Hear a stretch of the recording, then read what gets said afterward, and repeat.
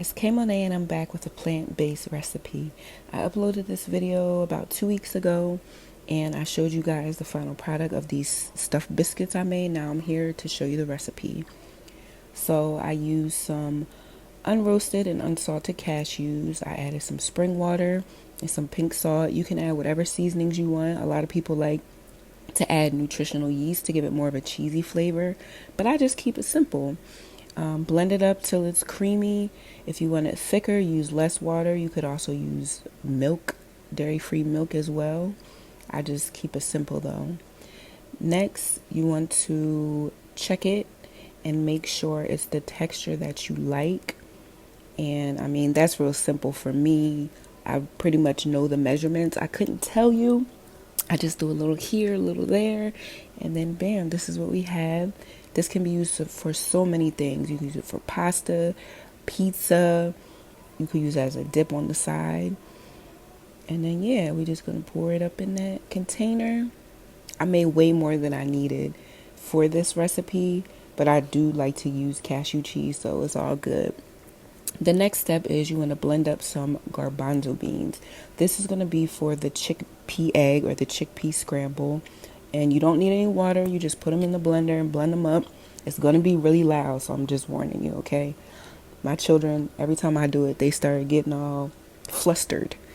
So then you just blend it up till you get it to the flour texture that you like. The Ninja blender is great. So it does it very well, but it does get hot, so it does tend to like kind of stick together. So I just shake it up, I let it cool off, and then I'll get a fork and I'll just kind of work through it just to make sure it's the right texture. So there it is. That's your garbanzo bean flour. This can be used for a lot of things as well. Next thing, you want to mix it up. Again, chickpea flour. I use a little pink salt, water, and that's it. And then you want to get your pan hot, put a little bit of oil down, unless you have a really good non-stick pan, and you just kind of scramble them up. It depends how thick you want them. This is how I like mine. I like mine to be like more thick, moist, so that they are, yes, they resemble eggs, but I'm not necessarily looking for that exact texture, I guess. Because it is thicker, so it's a little different. But yeah, this is what they look like. And I think I added a little turmeric and it got that more yellowish color. I like the turmeric because it does help break it down with the digestion, because it is high in fiber. So yeah, that's important as well. Man, just looking at this, I want some right now. So good.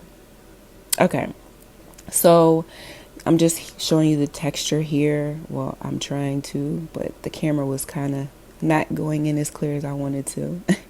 Next, I did the dough. I forgot to do a video of me actually making the dough. I'm still perfecting my dough, y'all. Don't judge me, okay? And then we have portobello mushrooms, which I didn't record that. Then we have the chickpea egg and the cashew cheese.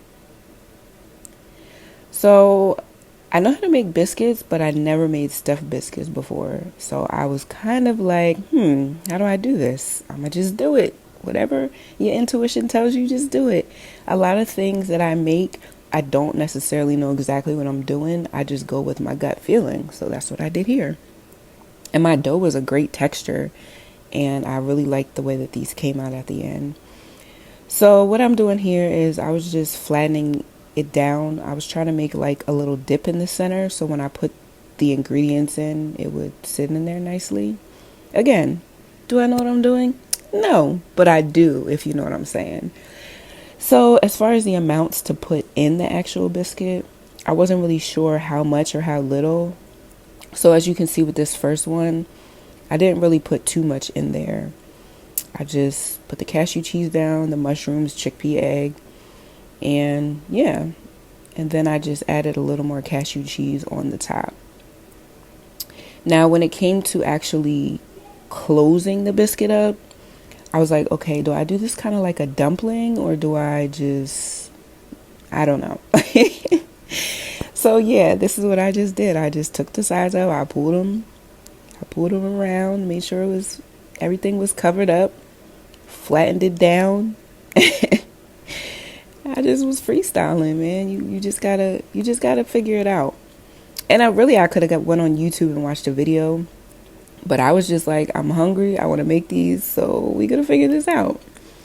Next, I have some Yoko's unsalted butter that I had melted down. I did add a little bit of salt to it because, like I said, it's unsalted. And I had forgot to put the little dip in the middle so that when they bake, they don't sink in, they puff up. This is the second one. I did add a little bit more. As you can see, they're all a little different looking.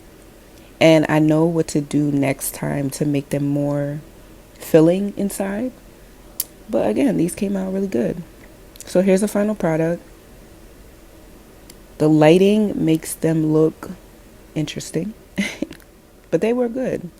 I like how they came out texture wise because they were moist. And again, here's the final product. The bottoms look banging, perfect brown color. They were so moist. You can add more cheese. You can put a little agave on there. Whatever you want. Let me know what you think in the comments. Thanks for watching.